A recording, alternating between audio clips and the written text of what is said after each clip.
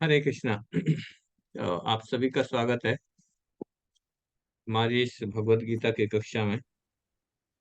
तो आज हम करेंगे कल हमने किया था श्लोक नंबर 2.68।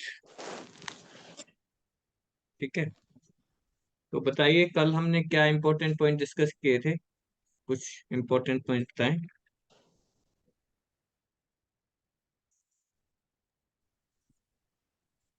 हरे कृष्णा प्रभु जी। यस माता जी। प्रभु जी, कल हमने 68 नंबर श्लोक का डिस्कस किया था। उसमें ये था कि जब इंद्रिय विषयों से इंद्रिय को अच्छी तरह खींच लेता है जो व्यक्ति, उसकी हम्म। उसी की बुद्धि स्थिर स्थिर होती है। तो यहाँ पे भगवान यही कह रहे हैं कि अगर बुद्धि की रक्षा करनी है तो ये ध्यान रखना होगा कि मन इसे अपनी तरफ ना खींच ले, क्योंकि मन ही हमारा मित्र भी है और हमारा शत्रु भी। हाँ, बुद्धि को बहुत सावधान होना होगा कि ये ध्यान रखना पड़ेगा कि ये मन इंद्रियों की तरफ ना भाग जाए, है ना, बल्कि इंद्रियां मन की तरफ आए, है ना। वरना तो होता क्या है कि ये जो इंद्रियां हैं, ये इंद्रियां मन को खींच लेती है, मन का ही हरण कर लेती है ना। क्यों कर लेती हैं? कब कर लेती हैं ये? जब ये इंद्रियां इंद्रिय विषयों में विचरण करती हैं, है ना। जैसे कोई व्यक्ति आनंद गार्डन तो में जाता है ना, कैसे गार्डन में होगा चुनाव तो हमारा। कोई व्यक्ति गार्डन में जाता है तो, है ना, घूमने के लिए जाता है। ऐसे ये इंद्रियां भी घूमने के लिए चली जाती हैं, विचरण करती हैं। कहाँ विचरण करती हैं? अपने अपने इलाके में, है ना, अपने अपने विषयों में, है ना। आंखों का विषय क्या है? सुंदरता।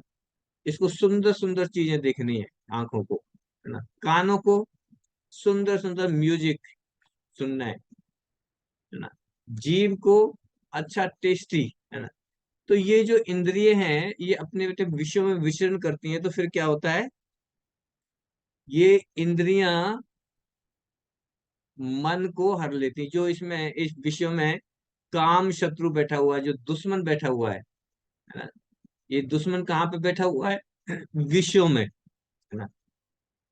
मान लो कोई व्यक्ति घूमने जाए गार्डन में और वहां पे कोई पकड़ ले उसे, है ना।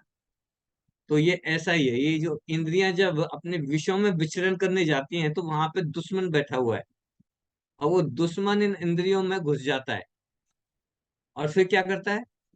वो इंद्रियों में, ये इंद्रियां किससे कनेक्टेड है? मन से। ये इंद्रियां क्या करती हैं? इस मन को ही हर लेती है, मन की चोरी कर लेती है ना। डकैत है, चोर है। अब जब मन की चोरी हो जाती है, मन का हरण हो जाता है, तो फिर मन जैसे इंद्रियां कहती हैं ऐसे मानता है, जबकि उसको मानना नहीं चाहिए।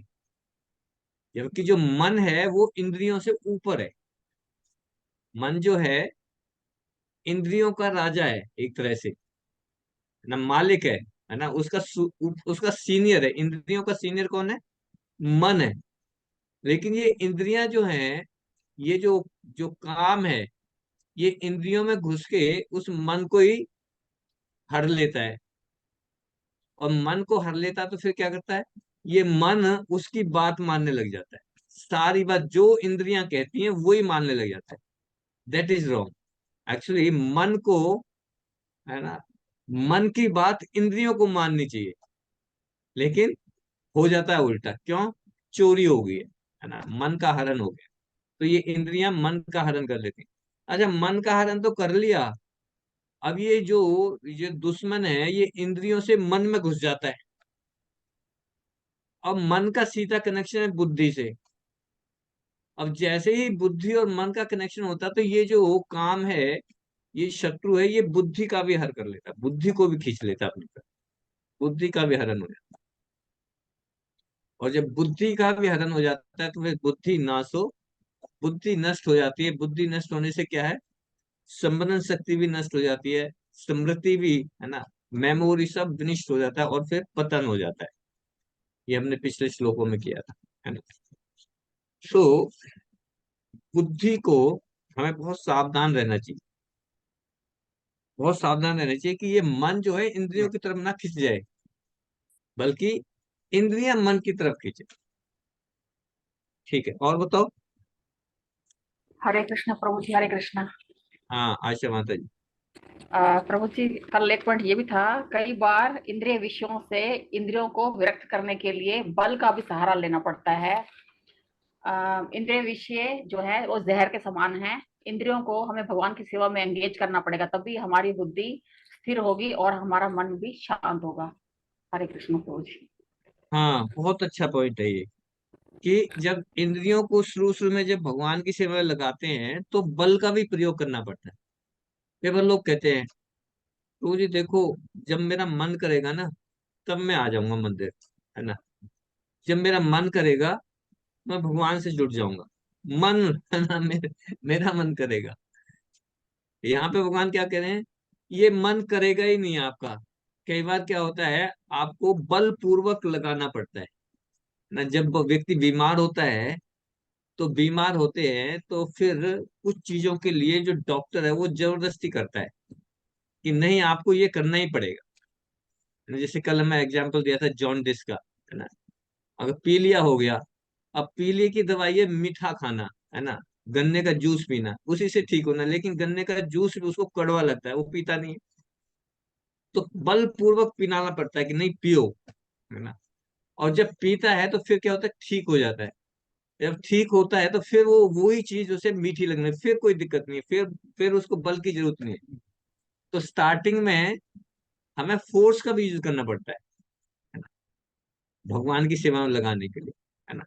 क्योंकि जब तक आप भगवान की सेवा में आपको नहीं लगाएंगे तब तक, हमने पिछले श्लोकों में किया था, जब तक हम भगवान की सेवा में आपको एंगेज नहीं करेंगे तब तक हमारे अंदर सेवा की भावना का उदय नहीं होगा।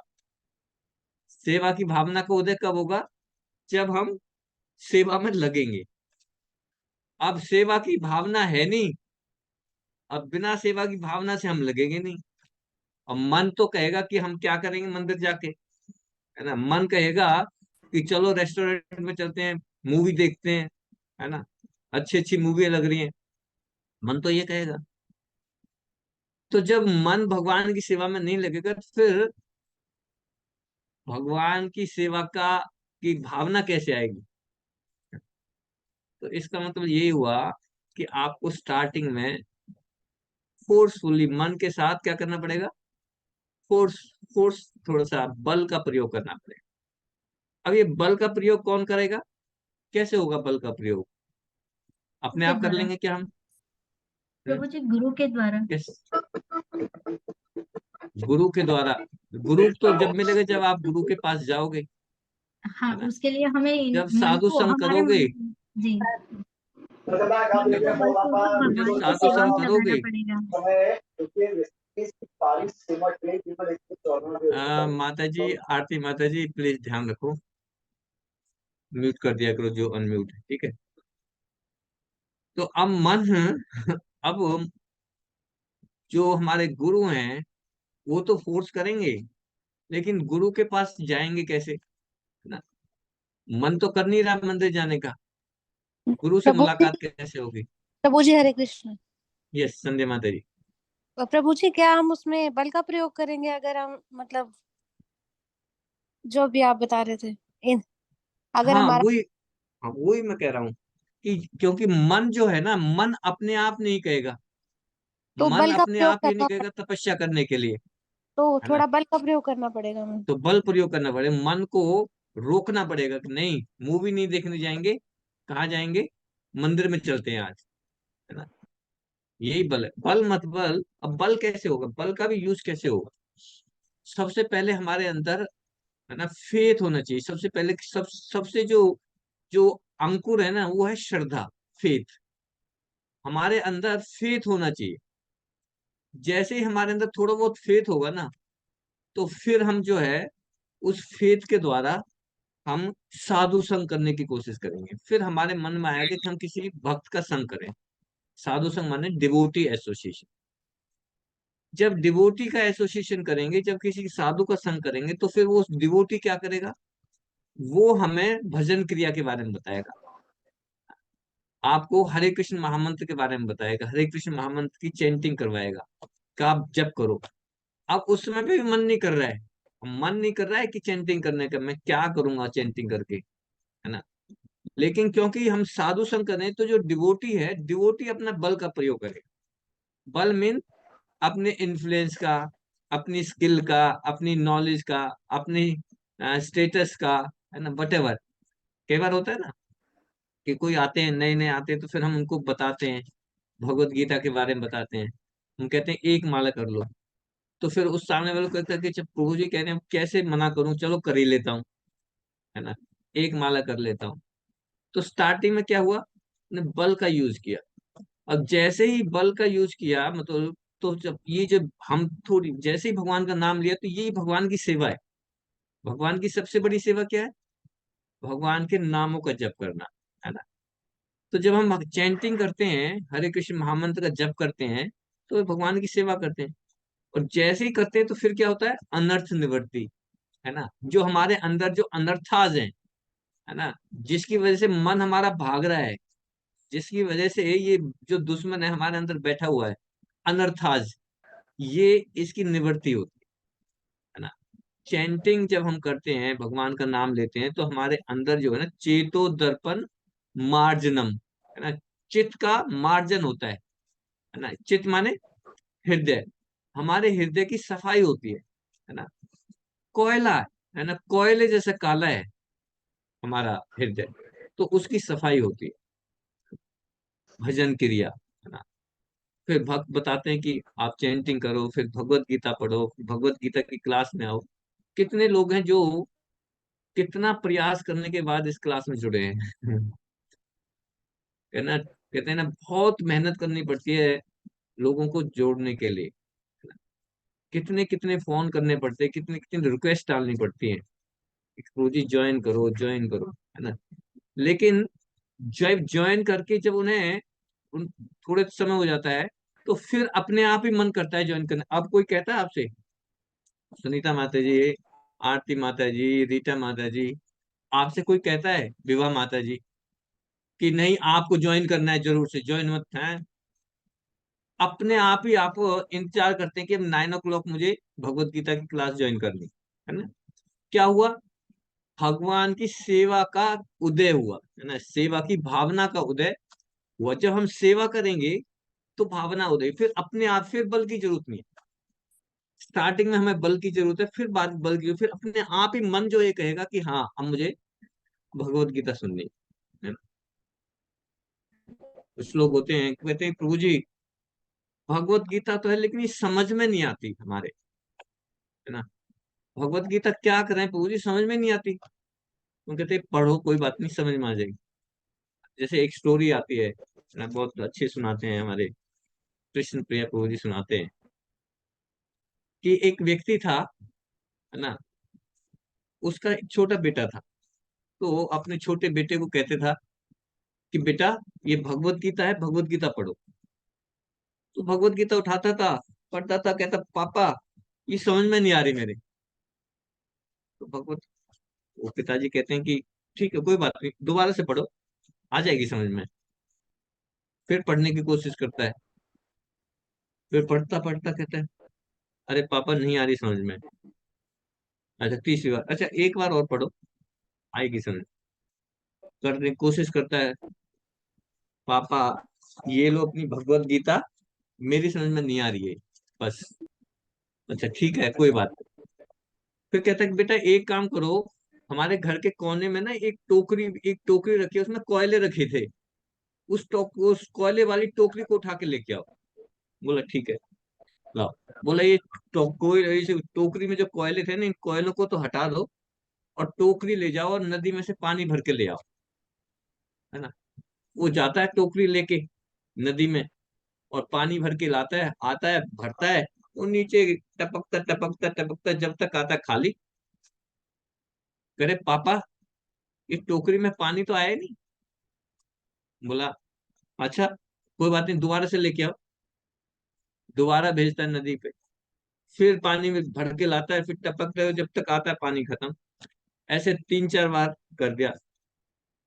और उसका बेटा कहता है पापा आपको समझना चाहिए, इस टोकरी में पानी आएगा कैसे, ये टपक जाता है सारा, नहीं आ सकता पानी। तो पिताजी कहता है कि बेटा टोकरी लेके आओ। टोकरी दिखाई, तो देखो रे टोकरी कितनी साफ है। हाँ पापा साफ तो है।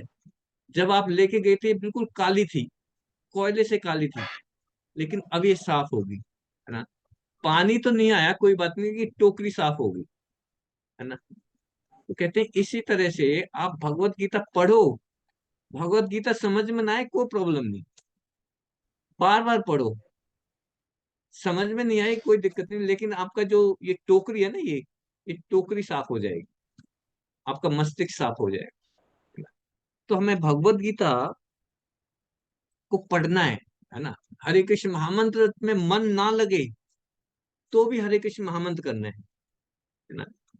इस मंत्र में इतनी पावर है, हरे कृष्ण मंत्र में, कि हमें उस चीज का एहसास ही नहीं होता कि हमारे अंदर कितनी पावर है।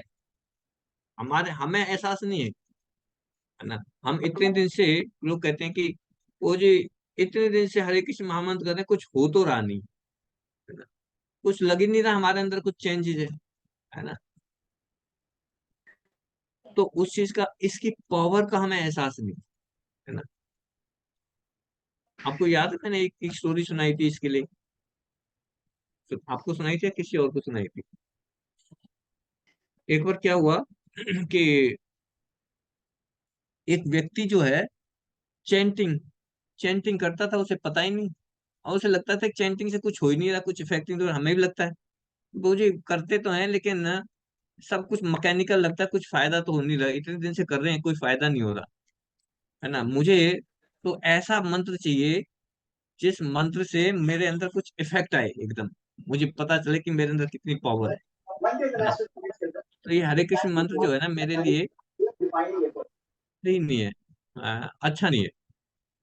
कोई अच्छा मंत्र चाहिए।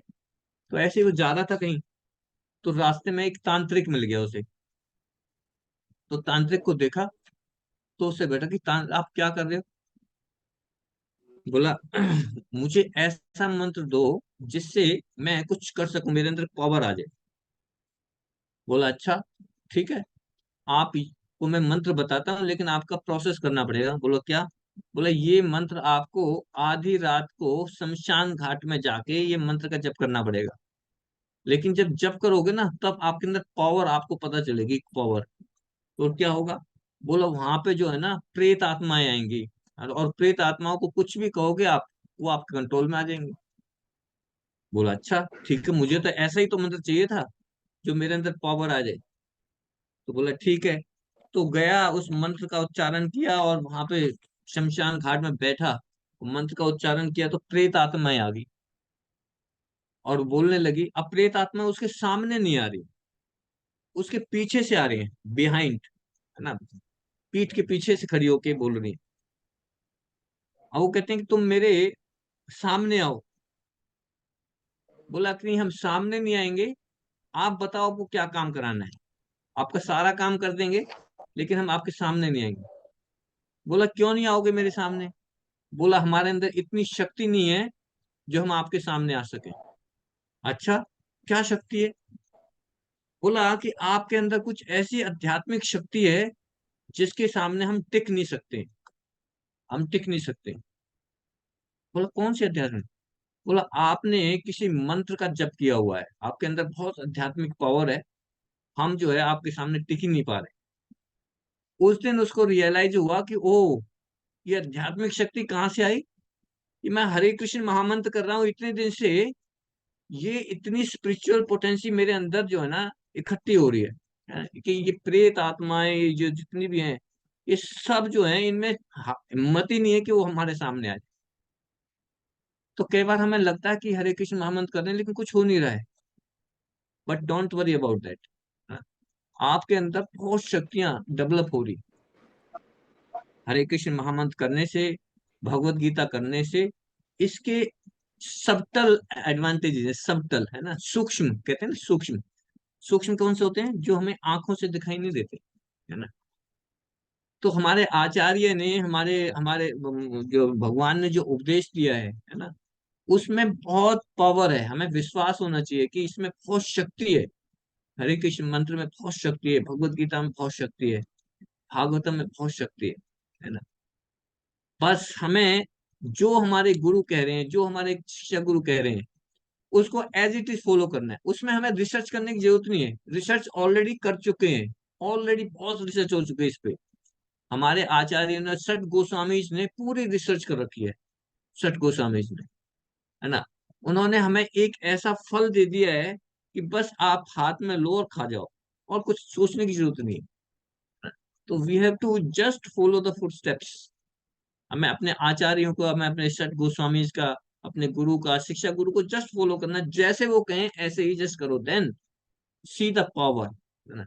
हो सकता है उस पावर का आपको अंदाजा ना हो, लेकिन पावर सूक्ष्म है ना। आपको पता चलेगा जिस समय पे आपका एग्जाम होगा, जिस समय पे आपका फाइनल एग्जाम होगा ना। कौन सा एग्जाम है? Final exam. जब मृत्यु आनी है ना, जब डेथ आनी है ना हमारी, then this is the final exam.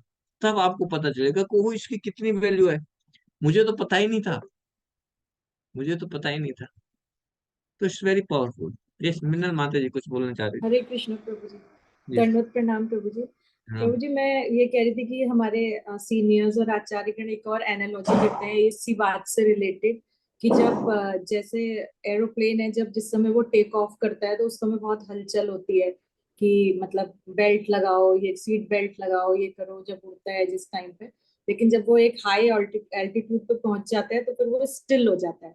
हमें ऐसे लगता है कि प्लेन उड़ नहीं रहा है, बट वो उड़ तो रहा होता है अपनी डेस्टिनेशन के लिए। तो वैसे ही हमारा जो हम जो भी अभी मतलब अपनी कृष्ण भावनामृत में जो भी एक्टिविटीज करते हैं, उसमें हमें ऐसा लगता है कि हम इतना कुछ कर रहे हैं पर हमको कुछ मिल नहीं रहा है, पर वो पैसिवली हम उसका मतलब अपने डेस्टिनेशन की तरफ बढ़ रहे हैं आगे। हाँ बिल्कुल, बहुत अच्छी एनालॉजी है, बहुत अच्छी एनालॉजी है ना। एरोप्लेन में, एरोप्लेन में जब ऊपर चला जाता है, फिर ऐसे लगता है कि ये ज्यादा चल रहा है कि नहीं चल रहा। एकदम स्टैंड स्टिल लगता है ना। लेकिन कितनी स्पीड से जा रहा होता है?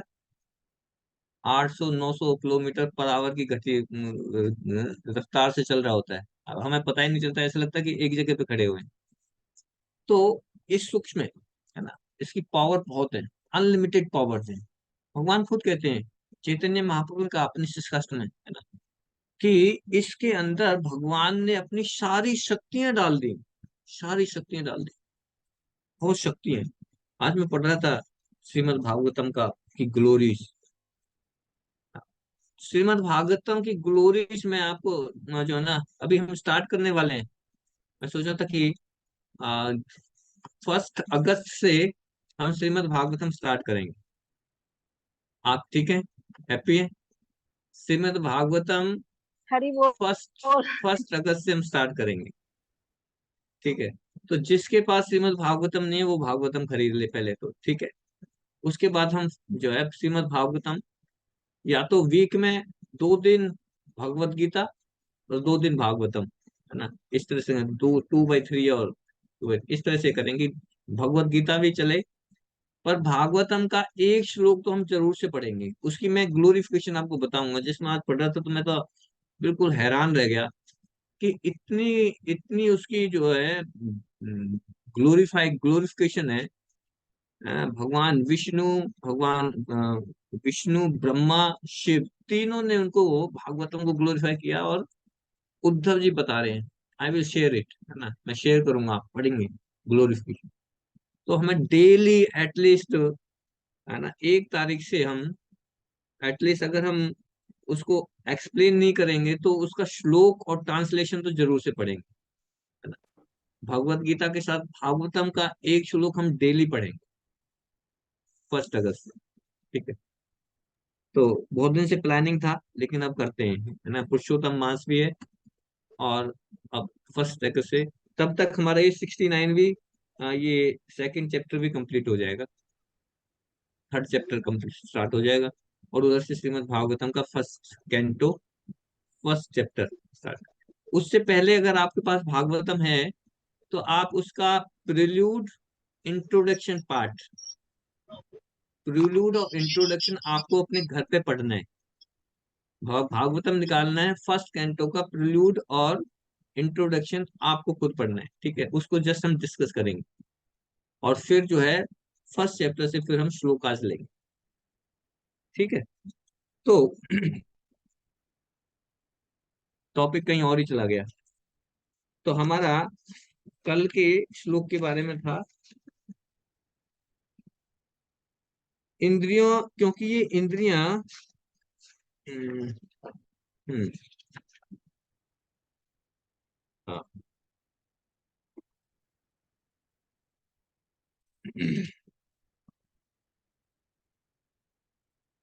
हे महाबाहु, जिस पुरुष की इंद्रिय अपने अपने विषयों से सब प्रकार से विरक्त होकर उसके वश में है, उसकी बुद्धि निस्संदेह स्थिर हो जाती है ना।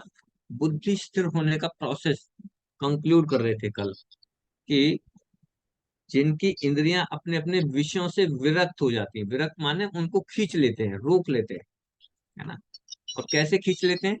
इन इंद्रियों को भगवान की सेवा में लगा, जब हम इंद्रियों को भगवान की सेवा में लगाते हैं तो फिर ये इंद्रियां जो हैं, हम्म, उनकी बुद्धि स्थिर हो जाती है, ठीक है। और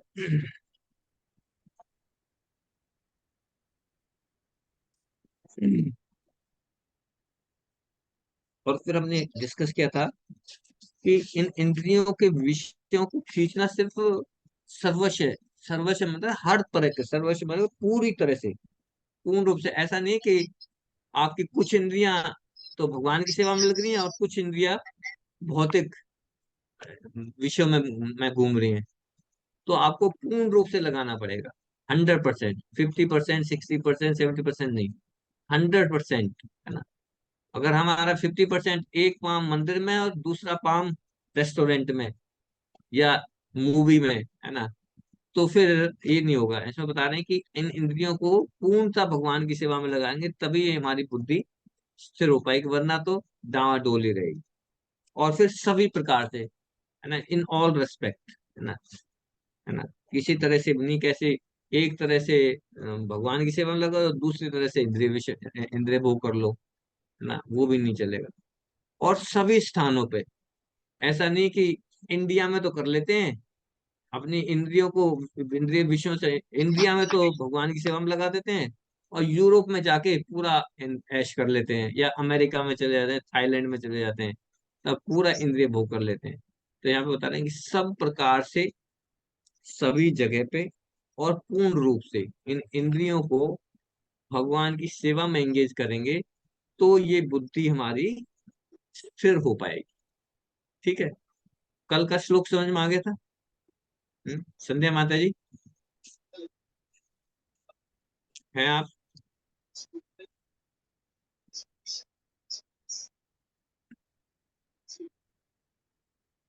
संध्या माता जी आउट है हेलो। मेरे ख्याल से, हाँ जी ठीक है। प्रभु। हेलो। हाँ हाँ ठीक है। हाँ संजय माता जी, हाँ जी प्रभु जी। कल का श्लोक समझ में आया ना? हाँ जी प्रभु जी। ओके ओके ठीक है। बीच बीच में चेक करता रहता हूँ मैं नहीं, मैं सुन रही सभी थी, को। वो म्यूट नहीं हाँ हो, अनम्यूट नहीं हो रहा था। ओके ओके ठीक है। तो ये था हमारा कल का, ठीक है। और आज हम करेंगे श्लोक नंबर 2.69, ठीक है। पढ़िए देवेश प्रभु जी, पढ़ो। प्रभु जी हरे कृष्णा, मन में सोच ही रहा था कि आज मेरा नंबर आएगा, आपने बोल ही दिया। और अच्छा जो ठीक है, जो बताइए। अभी थोड़ी देर पहले आप ये डिस्कशन कर रहे थे ना कि ये बड़ा मतलब सूक्ष्म पावर है जो दिखाई नहीं देती। तो आज पूरे दिन मैं मतलब कंपनी में भी यही सोचता रहा कि यार हरे कृष्णा महामंत्र कर रहे हैं, लेकिन जैसे आपने बोला ना कि विजुअलाइजेशन नहीं हो रहा कि इसका इम्पैक्ट क्या है। तो आज जो चीजें मन हम्म में थी, आज वो दोनों चीजों का आंसर दे दिया आपने। तो मतलब ये, इसका मतलब बहुत बहुत पावर है। ठीक है प्रभु ठीक, जी, पढ़ता हूँ ओके, मैं। पढ़िए। या निशा सर्वभूतानां तस्याम जागृति संयमी, यस्यास जागृति भूतानि सा निशा पश्यतः मुने। जो सब जीवों के लिए रात्रि है वह आत्म संयमी के जगाने का समय है, और जो समस्त जीवों के जागने का समय है वह आत्म निरीक्षक मुनि के लिए रात्रि है। तात्पर्य, बुद्धिमान मनुष्यों की दो श्रेणियां हैं। एक श्रेणी में मनुष्य इंद्रिय तृप्ति के लिए भौतिक कार्य करने में निपुण होते हैं, और दूसरी श्रेणी के मनुष्य आत्मनिरीक्षक हैं, जो आत्म साक्षात्कार के अनुशीलन के लिए जागते हैं। विचारवान पुरुषों या आत्मनिरीक्षक मुनि के कार्य भौतिकता में लीन पुरुषों के लिए रात्रि के समान है। भौतिकतावादी व्यक्ति ऐसी रात्रि में अनभिज्ञता के कारण आत्म साक्षात्कार के प्रति सोए रहते हैं। आत्मनिरीक्षक मुनि भौतिकतावादी पुरुषों की रात्रि में जागे रहते हैं। मुनि को आध्यात्मिक अनुशीलन की क्रमिक उन्नति में दिव्य आनंद का अनुभव होता है, किंतु भौतिकतावादी कार्यों में लगा व्यक्ति आत्म साक्षात्कार के प्रति सोया रहकर अनेक प्रकार के इंद्रिय सुखों का स्वप्न देखता है, और उसी सुप्तावस्था में कभी सुख तो कभी दुख का अनुभव करता है। आत्मनिरीक्षक मनुष्य भौतिक सुख तथा दुख के प्रति अन्यमनस्क रहता है। वह भौतिक घातों से अविचलित रहकर आत्म साक्षात्कार के कार्यों में लगा रहता है। हरे कृष्ण। हरे कृष्ण। या निशा सर्वभूतानां तस्यां जागृते संयमी यस्यां जागृते भूतानि सा निशा पश्यत मुने। जो सब जीवों के लिए रात्रि है वह आत्म संयमी के जागने का समय। आत्म संयमी कौन है? जिसकी बुद्धि स्थिर है, स्थिर है। आत्म संयमी। तो जिसकी बुद्धि स्थिर है वो उसका जागने का समय है। और जो समस्त जीवों के जागने का समय है वह आत्म निरीक्षक मुनि के लिए रात्रि है। जब ये भौतिक लोग सारे जगे होते हैं तो आत्म निरीक्षक मुनि जो है वो जगता है। देखिए इस श्लोक में भगवान जो है अर्जुन को शिक्षा दे रहे हैं कि जिस व्यक्ति ने अपनी इंद्रियों को श्री कृष्ण की सेवा में लगाकर अपनी बुद्धि को स्थिर कर लिया है ना। बुद्धि को कैसे स्थिर किया है? अपनी इंद्रियों को भगवान की सेवा में लगा के, है ना। और कोई तरीका ही नहीं, जिसका हमने डिस्कस किया था कि अगर हमें इन इंद्रियों को कंट्रोल करना है तो कोई और रास्ता है ही नहीं, कोई और रास्ता नहीं है। सिर्फ इन इंद्रियों को भगवान की सेवा में लगा के ही हम कंट्रोल कर सकते हैं, वरना तो इनको कंट्रोल नहीं कर सकते। ठीक है। तो जिस व्यक्ति ने अपनी इंद्रियों को भगवान की सेवा में लगा के इस अपनी बुद्धि को स्थिर कर लिया है, उस व्यक्ति में और सामान्य व्यक्ति में दिन रात का अंतर है। दिन रात का अंतर है। सामान्य व्यक्ति अपनी इंद्रियों से भोग करता है, और जो व्यक्ति ने अपनी इंद्रियां भगवान की सेवा में लगाती हैं वो भगवान की इंद्रिय तृप्ति के लिए कार्य करता है ना। तो एक व्यक्ति तो अपनी इंद्रिय तृप्ति के लिए कार्य करता है और दूसरा व्यक्ति भगवान की इंद्रिय तृप्ति के लिए कार्य करता है। दोनों ही इंद्रिय तृप्ति के लिए कार्य करते हैं, but difference is one is doing for the please of Krishna and one is doing for the please of himself, अपने लिए, अपनी खुशी के लिए। अब इन व्यक्तियों के दोनों के रिजल्ट में दिन रात का अंतर है ना। पिछले श्लोक में हमने ये निष्कर्ष निकाला था कि जिस व्यक्ति की बुद्धि स्थिर है उसने अपनी इंद्रियों को स्वयं ना भोग के श्री कृष्ण की सेवा में एंगेज कर लगाया है ना। और यहाँ पे इस श्लोक में भगवान बता रहे हैं कि ऐसे लोगों से तुलना करने हैं कि जिन्होंने अपनी इंद्रियों को भगवान की सेवा में नहीं लगाया। क्या है? अगर हम याद हो तो 54 श्लोक में अर्जुन ने 4 क्वेश्चन पूछे थे, है ना। अर्जुन ने 4 क्वेश्चन पूछे थे श्लोक नंबर 54 में, और उनमें से एक चौथा क्वेश्चन था कि ये स्थिर बुद्धि वाला व्यक्ति कैसे चलता है, स्थिर बुद्धि वाला कैसे बैठता है, कैसे चलता है ना। तो यहाँ पे उस चौथे क्वेश्चन का आंसर भगवान इस श्लोक में दे रहे हैं, है ना। क्या दे रहे हैं? या निशा सर्वभूतानाम, या निशा सर्वभूतानाम, इसका मतलब है जो सामान्य लोगों के लिए रात्रि है। निशा माने रात्रि। या निशा सर्वभूतानाम, सर्वभूतानाम जो सब सामान्य लोग हैं, जो सामान्य लोग हैं उनके लिए जो रात्रि है ना, तो यहाँ पे भगवान ये कहना चाहते हैं कि कृष्ण भावना भावित जीवन सामान्य लोगों के लिए रात्रि के समान।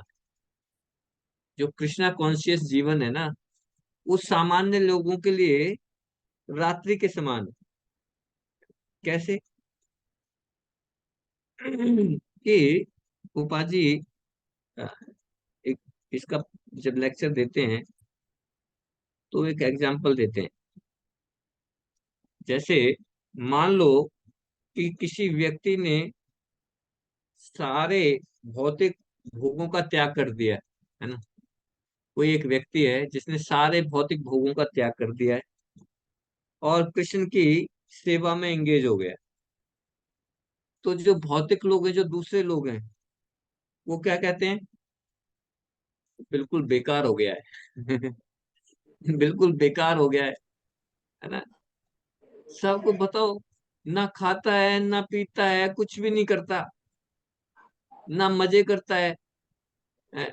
जवान लड़का है, जवानी में सब कुछ छोड़ दिया, बिल्कुल बेकार हो गया। लोग क्या कहते हैं?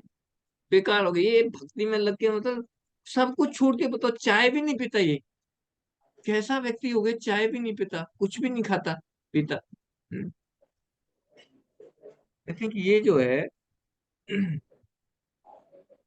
तो ये भौतिकतावादी लोग हैं जो, उनके लिए जो कृष्णा कॉन्शियस में जुड़े गए हैं, वो ऐसे लगता है कि ये तो बेकार है, अंधकार के समान है।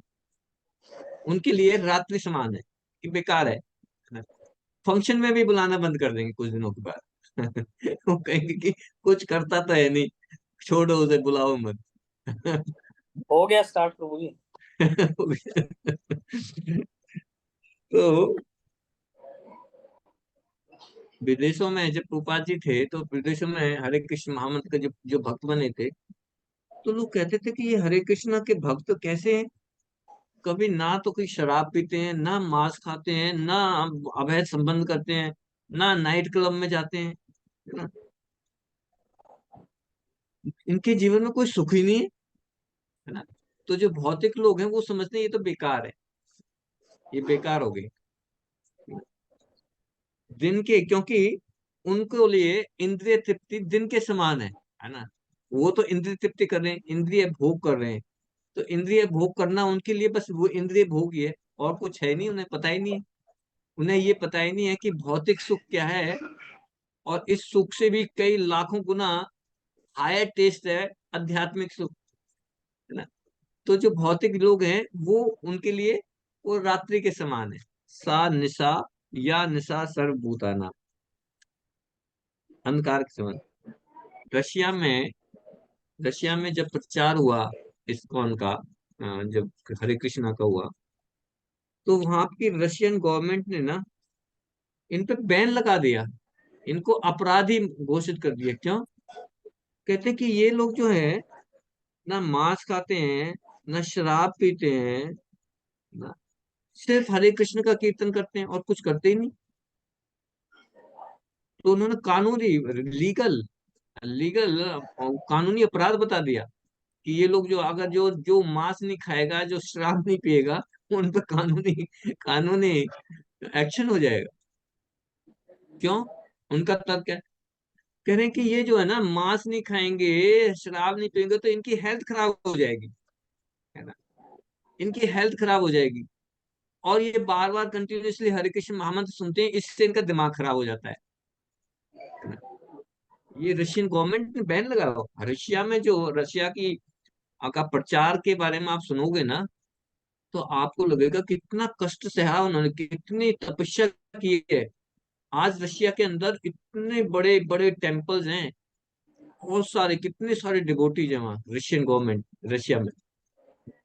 लेकिन जो स्टार्टिंग में जो जो जब प्रचार हुआ, तो उन्होंने बहुत कष्ट सहन किए।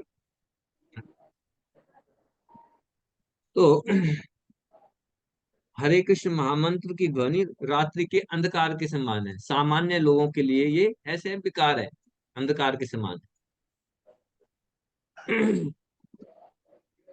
गीता का संदेश भी उनके लिए रात्रि के समान है। उनको किसी को बताओ भगवत गीता के बारे में समझाने लगो, तो उनको बहुत नीरस लगता है, ऐसा लगता है कि क्या बता रहे हैं, बेकार है। और भगवान मना करते हैं। भगवान कृष्ण ने भगवत गीता के आखिरी चैप्टर में बताया है कि आप इस भगवत गीता के ज्ञान को, जो एथिस्ट है ना, उनको, जो भौतिकवादी लोग हैं, जो बहुत ज्यादा भौतिक चीजों में लगे हुए एंगेज हैं, उनको बताओ मत।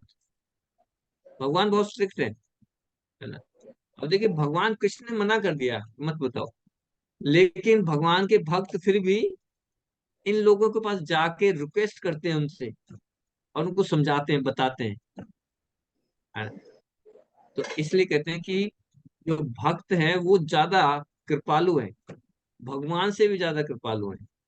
भगवान ने तो मना कर दिया, ठीक है मत जाओ, लेकिन फिर भी सारी जिम्मेदारी अपने ऊपर सर पर लेके इन लोगों को, भौतिक लोगों को जो बिल्कुल ही टोटली इंग्रॉस हैं, है ना, उनको समझाते हैं, उनको भगवत गीता के बारे में बताते हैं, हरे कृष्ण महामंत्र करवाते हैं, सारा रिस्क लेते हैं। तो ये इनके लिए जो है, इंद्रिय तृप्ति का त्याग करके श्री कृष्ण की शरण लेना रात्रि के अंधकार के समान है। भौतिक लोग कहते हैं कि ये तो बिल्कुल अंधकार में है ना, सोए हुए हैं, ये लोग सोए हैं, मजा ही नहीं करते ये, है ना, कुछ भी इंजॉयमेंट नहीं करते, ये सब सोए हुए हैं, इन्हें अज्ञानता है। वो कहते हैं अज्ञानता है, इन्हें पता ही नहीं है कहाँ फंस गए हैं ये लोग। अगला क्या है, तस्याम जागृति संयमी। तस्याम जागृति मतलब उस आत्म संयमी पुरुष को जो है जागता है, यानी कि अगर दोनों को मिलाएं, या निशा सर्वभूतानाम तस्याम जागृति, जहां पर जब सभी जीव रात्रि में सोए होते हैं तो आत्म संयमी व्यक्ति जागता है, उनका जागने का समय होता है। तो यहाँ पे रूपा जी बताते हैं कि आत्मनिरीक्षक मुनि है, उसकी अगली लाइन है, यश्याम जागृति भूतानि सा निशा पश्यतो मुने। मुने माने आत्मनिरीक्षक मुनि, है ना। आत्मनिरीक्षण मुनि क्या, मुनि क्या मतलब कि जिस व्यक्ति की बुद्धि स्थिर है उसी को मुनि बोल रहे हैं, है ना, बुद्धि जिसकी स्थिर है। जैसे एक एग्जांपल है श्रीवास पंडित, है ना, चैतन्य चैतन्य महाप्रभु के पार्षद थे श्रीवास पंडित, है ना, मायापुर। तो श्रीवास पंडित के घर में कीर्तन होता था, है ना, शाम को, दिन में बाहर प्रचार करते थे और रात में श्रीवास पंडित के घर में आ जाते थे सभी लोग, चैतन्य महाप्रभु रहते थे, और पूरी रात भर कीर्तन चलता था, पूरी रात भर कीर्तन करते थे। और जब कीर्तन करते थे तो हरि बोल, है ना, हरे कृष्णा मंत्र का जो है ना पूरा कीर्तन चलता था, और चैतन्य महाप्रभु हरि बोल जोर जोर से करते थे। तो उनके जो साथ के लोग थे ना, पड़ोसी थे, वो लोग सभी जो है ना गालियां देते थे, है ना, क्रिटिसाइज करते थे कि क्या ये जो है ना इतने जोर जोर से बोलते हैं, भगवान को परेशान करते हैं ये। क्या कहते हैं? कहते हैं ये जोर जोर से भगवान को बुलाते हैं, ये भगवान परेशान हो जाते हैं इनसे, है ना, इन्हें समझ में नहीं आता, इनको चुपचाप बैठ के ज्ञान की वेदांत सूत्र पढ़ना चाहिए, ये जोर जोर से चिल्लाते हैं, है ना, भगवान को परेशान करते हैं। कोई कुछ कहता था, कोई कुछ कहता था, है ना। तो यहाँ पे बता रहे हैं कि श्रीवास पंडित तो भगवान रात को कीर्तन करते, जगते थे, आत्म संयमी। और जब उस समय पे वो जो भौतिक लोग हैं उनका सोने का समय है, उनका सोने का समय होता था रात भर, है ना? तो लेकिन भगवान और भगवान के भक्तों को रात को जगने में, कीर्तन करने में पूरा आनंद आता था, है ना, पूरा आनंद लेते थे वो। जब मुहूर्त होता है ना, ब्रह्म मुहूर्त, मॉर्निंग का समय जब होता था, तो ये लोग सो के उठते थे, और ये लोग जो है श्रीवास पंडित और जितने भी भक्त ये कीर्तन करके ब्रह्म मुहूर्त में कीर्तन करते थे। तो सभी उठ के कहते थे कि ये सोते ही नहीं है, ये तो पूरा हमारे धर्म को ही जो है ना वो कर दिया है इन्होंने, खराब कर दिया है। ब्रह्म मुहूर्त क्या होता है पता है आपको? ब्रह्म मुहूर्त। हम्म? राष्ट्रीय माता जी बताइए। हरे कृष्ण प्रभु जी। जो हम्म, 3 से 4 5 बजे के बीच का जो समय है उसको ब्रह्म मुहूर्त कहते हैं। कौन से समय से? अरे 3 बजे से 5 बजे तक। 3:22 से और 5:46 कृष्णा प्रभु जी, तक। सूर्योदय से हम्म। यस। 3 घंटा पहले ब्रह्म मुहूर्त, और सूर्योदय से, जहाँ पर हाँ, देखिए हमारी जो रात्रि है ना, रात्रि का समय कौन किस समय से किस समय तक मानते हैं? रात को 10:34 से स्टार्ट होती है हमारी रात्रि। हम्म, 10:34 से और 3:22 तक 5 मिनट ये इसको रात्रि। रात्रि मानते हैं। और 3:22 से हमें 5 बजे 5 बजकर निशांत काल है ना, निशांत काल स्टार्ट होता निशान है ना। और तीन तीन पहर होते हैं ना, पहर सुनने, तीन मुहूर्त, जी जी प्रभु जी। 48-48 मिनट के मुहूर्त होते हैं। तो 3:22 से और 5:46 तक तीन मुहूर्त होते हैं, जिसमें बीच वाला जो मुहूर्त है उसको बोलते हैं ब्रह्म मुहूर्त। और उसी ब्रह्म मुहूर्त में श्री प्रभुपाद जी ने मंगल आरती का समय फिक्स किया है ना।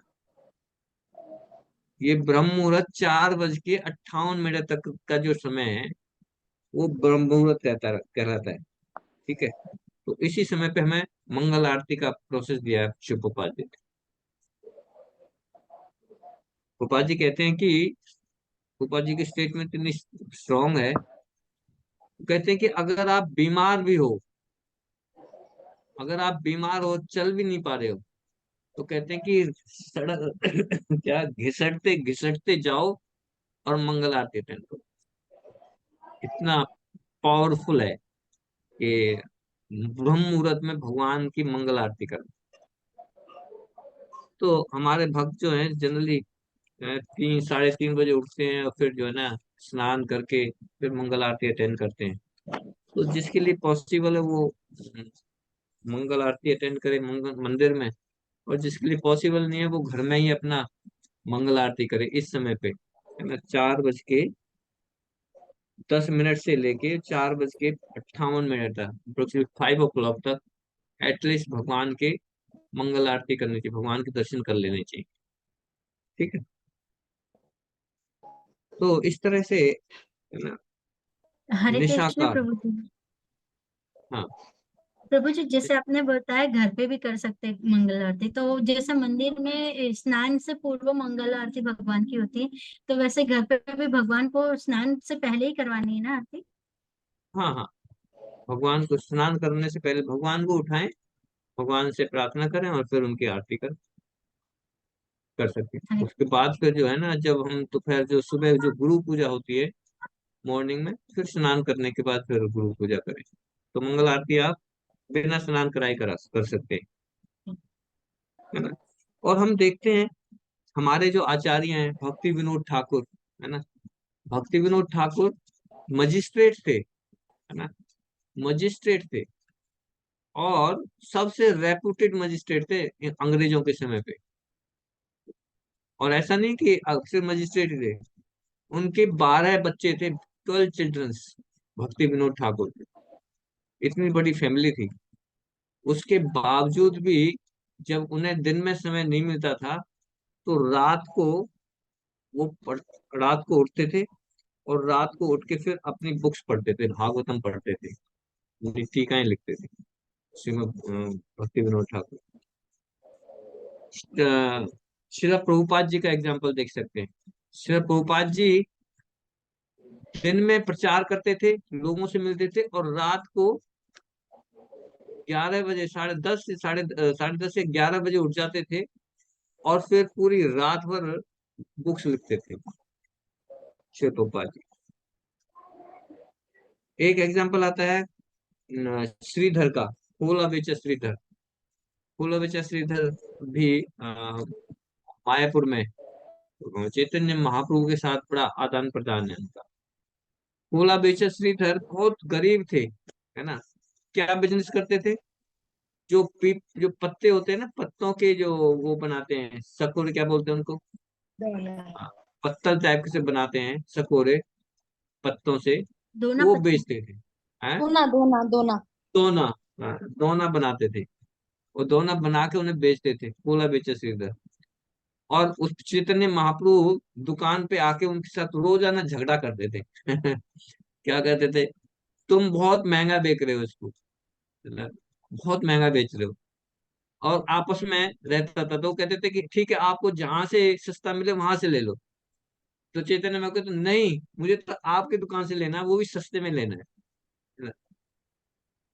इस तरह से उनके पास कोला बेचा श्रीधर जितनी भी आमदनी होती है उसका 50% कितनी होगी? दोना बेचने से कितनी आमदनी होगी उसकी? उसका 50% गंगा की सेवा में देते थे, है ना। और 50% को अपने पास रखते। उनका जो घर था वो ऐसा था कि ऊपर छत ही नहीं थी। सिर्फ चार दीवारी थी, ऊपर छत ही नहीं थी। बारिश होती थी तो सारा बारिश उनके उनके ऊपर ही आता था। वो रात भर, दिन में अपना काम करते, रात भर हरे कृष्ण महामंत्र करते, जोर जोर से हरे कृष्ण महामंत्र करते। जो उनके पड़ोसी थे वो क्या करते थे? ये देखो, इतना गरीब है, इसका पेट तो भरता नहीं है ना, खाने के लिए इसके पास भात नहीं है, इसलिए जो है ना भगवान का नाम लेता रहता है। लेकिन भगवान का नाम वो पेट खाली होने की वजह से नहीं, उन्हें आनंद आता था, भगवान का नाम लेने में आनंद आता था। तो जो आत्मनिरीक्षक मुनि है, जिसकी बुद्धि स्थिर है, उसको भगवान वो लोग कब जगते हैं? जब सामान्य व्यक्ति सोए होते हैं। सामान्य व्यक्ति सोए होते हैं तो तब वो उनका जगने का समय होता है मुनि। तो हम्म,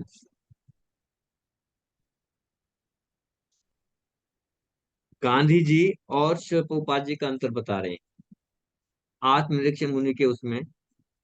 गांधी जी जब लंदन में गए तो वहां उनसे एक पत्रकार ने पूछा, हम्म, कि गांधी जी आपको ये लंदन का शहर कैसा लगता है? तो गांधी जी कहते हैं कि मुझे तो बहुत अच्छा लगता है ना, ये लंदन शहर मुझे बहुत अच्छा लगता है। मैं चाहता हूं कि प्रत्येक भारतवासी को ऐसी ही इंद्रिय तृप्ति की सुविधा उपलब्ध हो। ये गांधी जी के वर्डिंग है। क्या? कि मैं चाहता हूं कि प्रत्येक भारतवासी को, है ना, जैसे यहाँ पे लंदन में लोगों को इंद्रिय तृप्ति की सुविधा उपलब्ध है, ऐसे ही हर भारतवासी को भी उपलब्ध हो। लेकिन जब प्रोपा जी लंदन गए तो प्रोपा जी से सेम क्वेश्चन पत्रकार ने पूछा कि स्वामी जी, आपको ये लंदन शहर कैसा लगा? तो प्रोपा जी ने कहा कि ये लंदन शहर मुझे बिल्कुल ही तुच्छ लगा, है ना, बिल्कुल ही तुच्छ मालूम पड़ रहा है। क्यों? क्योंकि यहाँ पे कागज और प्लास्टिक के अलावा कुछ भी नहीं है। तो दोनों में अंतर कितना है? अब वो क्या कर रहे हैं, इंद्रिय तृप्ति की भावना से वो कहते हैं कि सभी को इंद्रिय तृप्ति की सुविधा मिले, है ना। लेकिन इंद्रिय तृप्ति की सुविधा मिलने से वो फंसेंगे।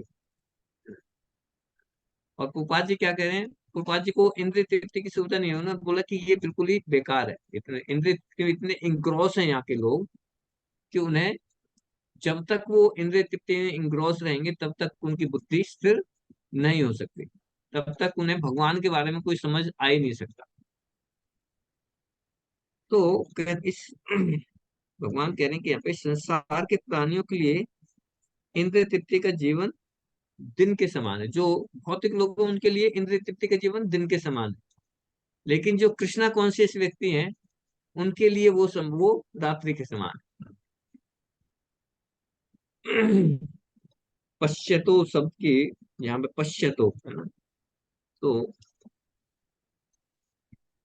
हाँ,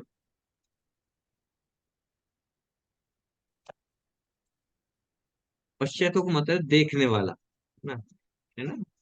यश्याम जागृति भूतानी सा निशा पश्यतो मुने। पश्यतो, पश्यतो माने देखना, देखने वाला। तो हमें समझना चाहिए कि जो कृष्ण भावना वाला व्यक्ति है वो बैकुंठ जगत और इस भौतिक जगत में दिन और रात का अंतर देखता है ना। जो मुनि है, आत्मनिरीक्षक मुनि है, जिसको नॉलेज है, वो ये अंतर देख पाता है। क्या अंतर देख पाता है? किस किस में अंतर देख पाता है?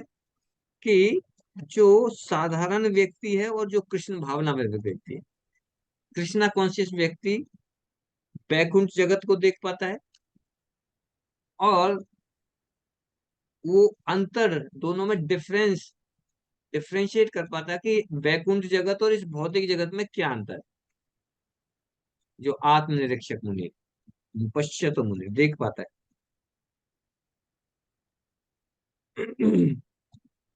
क्योंकि जो कृष्णा कॉन्शियस व्यक्ति है वो बहुत सारी सुख सुविधाएं जुटाने में अपना जो है ना टाइम, वैल्यूएबल टाइम जो है वेस्ट नहीं करता।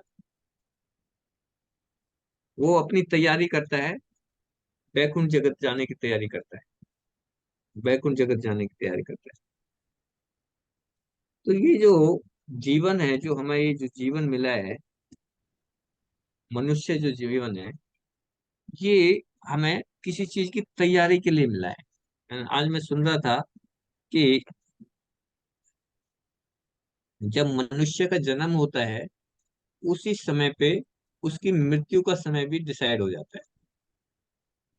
ठीक है, जब जन्म होता है तो हमारी मृत्यु का समय डिसाइड हो जाता है, किस समय पर मरना।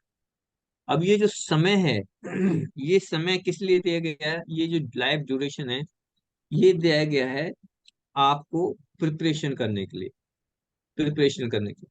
जैसे बताते हैं कि ये जो हमारा शरीर है, ये एक रेंटेड अपार्टमेंट है। रेंटेड, रेंट पे ले रखा है हमने, एक किराए पे एक मकान ले रखा है।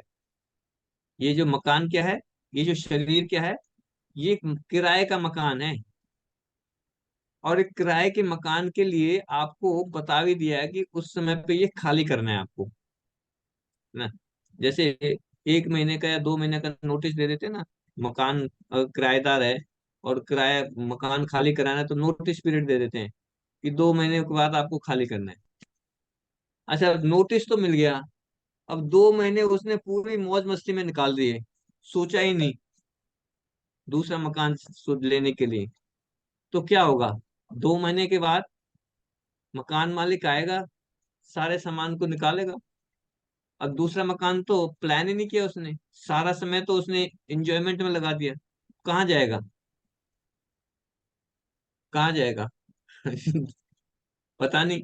प्रकृति डिसाइड करेगी कि ठीक है, अब इसको यहाँ से तो निकालना है, कहीं दूसरी जगह डालना है। जो प्रकृति डिसाइड करेगी, किसी भी कुत्ते बिल्ली का शरीर दे देंगी या कीड़े मकोड़े का शरीर दे देगी प्रकृति। तो भगवान कह रहे हैं कि हमें क्या सोचना है कि हमें ये जो समय मिला है इसको प्रिपेयर प्रिपेयर करना है, प्लानिंग करना है कि मुझे अब अगला शरीर, ये मुझे खाली करना है, ये शरीर तो छोड़ना है। अगला शरीर मुझे कैसा मिले उसके लिए मुझे अभी से प्लान करना है। वी हैव टू प्रिपेयर कि मुझे एक कैसा शरीर चाहिए, मुझे कैसा अपार्टमेंट चाहिए, है ना। नर्क लोकों में जाना है, स्वर्ग लोक में जाना है, भगवान धाम के जाना है, कौन सा अपार्टमेंट चाहिए, है ना। तो इसमें हमें प्लानिंग करना है अपनी लाइफ की, इस समय को यूटिलाइज करना है प्लान करने के लिए। और प्लानिंग क्या है? इन इंद्रियों को हमें भगवान की सेवा में लगाना है ना। जब सेवा में लगाएंगे बुद्धि स्थिर होगी, जब बुद्धि स्थिर होगी तो फिर ये सोच पाएंगे सही तरह से कि क्या कार्य है, क्या अकार्य है, क्या करने योग्य है, क्या करने योग्य नहीं है। तब हम, है ना, अपने भले के बारे में सोच पाएंगे। ठीक है माता जी, कोशिश, टाइम हो गया, 5 मिनट्स ओवर। तो यहीं पे फिनिश करते हैं। किसी का कोई क्वेश्चन हो तो बताएं। प्रभु जी, एक जैसे अभी ब्रह्म मुहूर्त के बारे में बताया ना, समय तो पता लग गया ब्रह्म मुहूर्त का समय क्या है, ब्रह्म मुहूर्त का मतलब क्या है? बहुत ब्रह्म देखिए, एक मुहूर्त, अलग अलग मुहूर्त होते हैं। एक मुहूर्त होता है 48 मिनट का, 48 मिनट का एक मुहूर्त होता है ना। इस तरह से अलग अलग मुहूर्त हैं। तो जो सुबह का जो निशांत वो है ना, निशांत, निशांत मैंने जो बताया था ना, एक तो निशा, अ, हाँ, एक तो निशा काल, निशा काल बोलते हैं जो रात्रि का समय है, और रात्रि का समय हो जाता, खत्म हो जाता है 3:22 तक। उसके बाद होता है निशांत काल। निशांत काल जो है उसमें 3 मुहूर्त होते हैं, और 3 मुहूर्तों में जो बीच वाला मुहूर्त है उसको बोलते हैं ब्रह्म मुहूर्त। ठीक है, हेलो। तो अलग अलग 48-48 मिनट का एक जो है ना मुहूर्त होता है। हेलो। इसमें एक बहु मुहूर्त भी है। यस, पुष्पा माता जी कुछ बोल रही? पुष्पा सिंगल माता जी। ओके, बाय मिस्टेक हो। ठीक है, देवेश को जी। ठीक है प्रभु जी। हरे कृष्ण, शिव प्रपात की जय। वांछा कल्पतरुभ्यश्च कृपा सिंधु एवं च पतितानां पावनेभ्यो वैष्णवेभ्यो। हरे कृष्ण।